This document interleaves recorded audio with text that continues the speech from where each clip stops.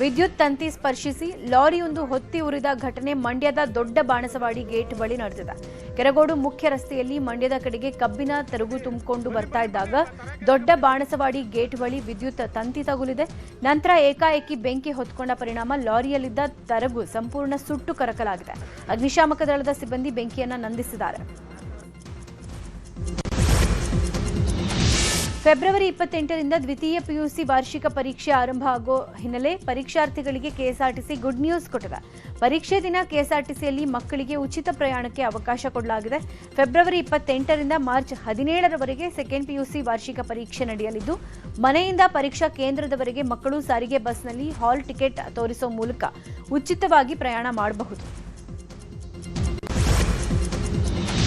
ಇವತ್ತು ಬೆಂಗಳೂರಿನ ಕೇಂದ್ರ ಭಾಗದ ಹಲವು ಏರಿಯಾಗಳಲ್ಲಿ ವಿದ್ಯುತ್ ಪೂರೈಕೆಯಲ್ಲಿ ವ್ಯತ್ಯಯ ಉಂಟಾಗಲಿದೆ. ಕಂಠೀರವ ಜಿಐಎಸ್ ಉಪಕೇಂದ್ರ ನಿರ್ವಹಣಾ ಕಾಮಗಾರಿ ಹಿನ್ನೆಲೆ ಬೆಳಗ್ಗೆ 10ರಿಂದ ಸಂಜೆ 5ರವರೆಗೆ ವಿದ್ಯುತ್ ಪೂರೈಕೆ ಇರೋದಿಲ್ಲ ಅಂತ ಬೆಸ್ಕಾಂ ತಿಳಿಸಿದೆ. ಮಾವಳ್ಳಿ, ಚಿಕ್ಕಮಾವಳ್ಳಿ, ಸಂಪಂಗಿ, ರಾಮನಗರ, ಲಾಲ್ಬಾಗ್, ಡಬಲ್ ರೋಡ್, ಸುಧಾಮನಗರ ಸೇರಿದಂತೆ ಸುತ್ತಮುತ್ತಲ ಪ್ರದೇಶಗಳಲ್ಲಿ ವಿದ್ಯುತ್ ಇರೋದಿಲ್ಲ ಅಂತ ತಿಳಿಸಲಾಗಿದೆ. ಅಪಘಾತ ಪ್ರಕರಣವೊಂದರಲ್ಲಿ ನ್ಯಾಯಾಲಯದಿಂದ 1 ವರ್ಷ ಜೈಲು ಶಿಕ್ಷೆಗೆ ಗುರಿಯಾಗಿದ್ದ ವ್ಯಕ್ತಿಯನ್ನ 16 ವರ್ಷಗಳ ಬಳಿಕ ಚಾಮರಾಜನಗರ ಗ್ರಾಮಾಂತರ ಪೊಲೀಸರು ಬಂಧಿಸಿದ್ದಾರೆ. ನಂಜನಗೂಡು ಪಟ್ಟಣದ ನೀಲಕಂಠ ನಗರದ ಶಫಿ ಸೈಯದ್ ಮಹಮ್ಮದ್ ಎಂಬ ಆಟೋ ಚಾಲಕ 2010ರಿಂದ ಪೊಲೀಸರ ಕೈಗೂ ಸಿಗದೆ ನ್ಯಾಯಾಲಯಕ್ಕೂ ಹಾಜರಾಗದೆ ತಲೆಮರೆಸಿಕೊಂಡಿದ್ದ. 2010ರಲ್ಲಿ 1 ವರ್ಷ ಜೈಲು ಶಿಕ್ಷೆ ವಿಧಿಸಲಾಗಿತ್ತು. ಆದರೆ ಅವತ್ತಿನಿಂದಲೂ ತಲೆಮರೆಸಿಕೊಂಡಿದ್ದ ಶಫಿಯನ್ನ ಪೊಲೀಸರು ಬಂಧಿಸಿ ಈಗ ಜೈಲಿಗಟ್ಟಿದ್ದಾರೆ. ಕೋಲಾರ ಹಾಲು ಒಕ್ಕೂಟ ಕೋಮೂಲ್ನಲ್ಲಿ ಕಳೆದ ಜನವರಿ 21 ಲಕ್ಷಾಂತರ ರೂಪಾಯಿ ವೆಚ್ಚದ ತುಪ್ಪ ಸೋರಿಕೆ ಆಗಿತ್ತು. ಈ ಪ್ರಕರಣದ ಬಗ್ಗೆ ಡೈರಿ ಸೂಪರ್ವೈಸರ್ ನಾಗೇಶನ್ನ ಅಮಾನತು ಮಾಡಲಾಗಿತ್ತು. ಅಮಾನತುಗೊಳಿಸಿ ಆದೇಶ ಹೊರಡಿಸಿದ್ದಾರೆ ಕೋಮೂಲ್ ಎಂಡಿ ಗೋಪಾಲಮೂರ್ತಿ. ಆದರೆ ಅಮಾನತು ಆದೇಶವನ್ನು ಪ್ರಶ್ನೆ ಮಾಡಿ ಕೋರ್ಟ್ನಿಂದ ತಡೆಯಾಜ್ಞೆ ತಂದಿದ್ದಾರೆ ನಾಗೇಶ್. ವಿನಾಕಾರಣ ಸಸ್ಪೆಂಡ್ ಮಾಡಿದ್ದಾರೆ ಅಂತ ನಾಗೇಶ್ ಅಳಲನ್ನ ತೋಡ್ಕೊಂಡಿದ್ದಾರೆ. ದಾವಣಗೆರೆ ಜಿಲ್ಲೆ ನ್ಯಾಮತಿ ತಾಲೂಕಿನ ಸೂರಗೊಂಡನಕೊಪ್ಪದಲ್ಲಿ ಸಂತ ಸೇವಾಲಾಲ್ ರವರ 287ನೇ ಜಯಂತ್ಯೋತ್ಸವ ನಡೆದಿದೆ. ನಾಳೆಯೂ ಜಯಂತ್ಯೋತ್ಸವ ನಡೆಯಲಿದೆ. ಇವತ್ತು ಮಧ್ಯಾಹ್ನ ಡಿಸಿಎಂ ಡಿಕೆ ಶಿವಕುಮಾರ್ ಸೇರಿದಂತೆ ಹಲವರು ವೇದಿಕೆ ಕಾರ್ಯಕ್ರಮದಲ್ಲಿ ಭಾಗಿಯಾಗಲಿದ್ದಾರೆ. ಇವತ್ತು ಪೂರ್ಣ ಕುಂಭ ಮೆರವಣಿಗೆ, ಮರಿಯಮ್ಮ ದೇವಿ, ಸೇವಾಲಾಲ್ ಮೂರ್ತಿಗಳಿಗೆ ಅಭಿಷೇಕ, ಸಾಮೂಹಿಕ ಪ್ರಾರ್ಥನೆ ಸೇರಿ ಹಲವು ಕಾರ್ಯಕ್ರಮ ನೆರವೇರಲಿದೆ.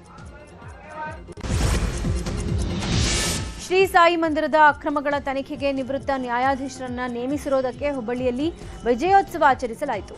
ಶ್ರೀರಾಮ ಸೇನೆಯ ರಾಷ್ಟ್ರೀಯ ಅಧ್ಯಕ್ಷರಾದ ಪ್ರಮೋದ್ ಮುತಾಲಿಕ್ ನೇತೃತ್ವದಲ್ಲಿ ವಿಜಯೋತ್ಸವ ಆಚರಿಸಲಾಯಿತು.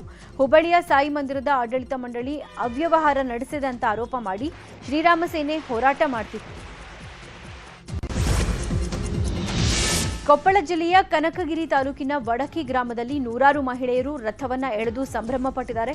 ವಡಕಿಯ ಶ್ರೀ ಲಕ್ಷ್ಮೀದೇವಿ ರಥವನ್ನ ಎಳೆದು ಭಕ್ತಿ ಸಮರ್ಪಿಸಿದ್ದಾರೆ. ಈ ಸಮಯದಲ್ಲಿ ಬಹುತೇಕ ಮಹಿಳೆಯರು ಇದ್ದದ್ದೇ ವಿಶೇಷ.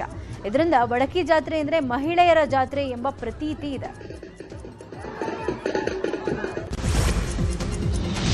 ಬಾಂಗ್ಲಾದ ಸಂಸತ್ ಚುನಾವಣೆಯಲ್ಲಿ ಬಾಂಗ್ಲಾದೇಶ ನ್ಯಾಷನಲಿಸ್ಟ್ ಪಾರ್ಟಿ ಸ್ಪಷ್ಟವಾದ ಬಹುಮತ ಪಡ್ಕೊಂಡಿದೆ. ನ್ಯಾಷನಲಿಸ್ಟ್ ಪಾರ್ಟಿಯ ತಾರಿಕ್ ರೆಹಮಾನ್ ಬಾಂಗ್ಲಾದೇಶದ ಮುಂದಿನ ಪ್ರಧಾನಿಯಾಗಿ ಅಧಿಕಾರ ವಹಿಸಿಕೊಳ್ಳುವುದು ಖಚಿತವಾಗಿದೆ. ಸರ್ಕಾರ ರಚಿಸೋಕೆ ಸಜ್ಜಾಗಿದೆ ಅಂತ ಬಿಎನ್ಪಿ ಎಕ್ಸ್ನಲ್ಲಿ ಪೋಸ್ಟ್ ಮಾಡಿದೆ. ರೆಹಮಾನ್ ನಾಯಕತ್ವ ಭಾರತದೊಂದಿಗಿನ ಸಂಬಂಧದಲ್ಲಿ ಹೊಸ ಹಂತಕ್ಕೆ ವೇದಿಕೆಯನ್ನ ಸಿದ್ಧಪಡಿಸಿದೆ. ಪ್ರಧಾನಿ ಮೋದಿ ದೆಹಲಿಯಲ್ಲಿ ನಿರ್ಮಾಣವಾಗಿರುವ ನೂತನ ಪ್ರಧಾನಮಂತ್ರಿ ಕಚೇರಿಯ ಕಾಂಪ್ಲೆಕ್ಸ್ ಉದ್ಘಾಟನೆ ಮಾಡಿದ್ದಾರೆ. ಈ ಕಟ್ಟಡಕ್ಕೆ ಸೇವಾ ತೀರ್ಥ ಅಂತ ಹೆಸರಿಡಲಾಗಿದೆ. ಈ ಹೆಸರಿನ ಕೆಳಗೆ ನಾಗರಿಕ ದೇವೋಭವ ಅಂತ ಕೂಡ ಬರೆಯಲಾಗಿದೆ.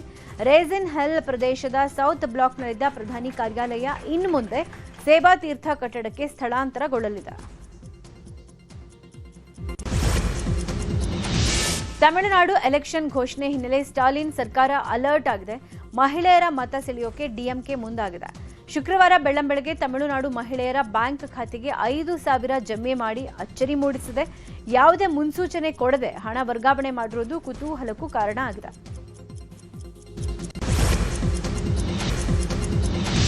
ಬೆಂಗಳೂರು ದಕ್ಷಿಣ ಜಿಲ್ಲೆಯ ರಾಮನಗರದಲ್ಲಿ ಗಿಲ್ಲಿ ಹವಾ ಜೋರಾಗಿದೆ. ಪಾಲಬೋವಿದೊಡ್ಡಿ ಗ್ರಾಮದ ಸಹನಾ ಇಂಟರ್ನ್ಯಾಷನಲ್ ಸ್ಕೂಲ್ ಕಾರ್ಯಕ್ರಮದಲ್ಲಿ ಭಾಗಿಯಾದ ಗಿಲ್ಲಿ ನಟನಿಗೆ ಜನರು ಅದ್ಧೂರಿಯಾಗಿ ಸ್ವಾಗತ ಕೋರಿದ್ದಾರೆ. ವೇದಿಕೆಯಲ್ಲಿ ಮಾತನಾಡಿದ ಗಿಲ್ಲಿ, ಎಲ್ಲರೂ ಚೆನ್ನಾಗಿ ಓದಿ, ನಾನು ಓದಲಿಲ್ಲ, ಇಂಗ್ಲಿಷ್ ಬರಲ್ಲ, ನನಗೆ ನೀವಾದರೂ ಇಂಗ್ಲಿಷ್ ಕಲೀರಿ ಅಂತ ಮಕ್ಕಳಿಗೆ ತಿಳಿಸಿದ್ದಾರೆ.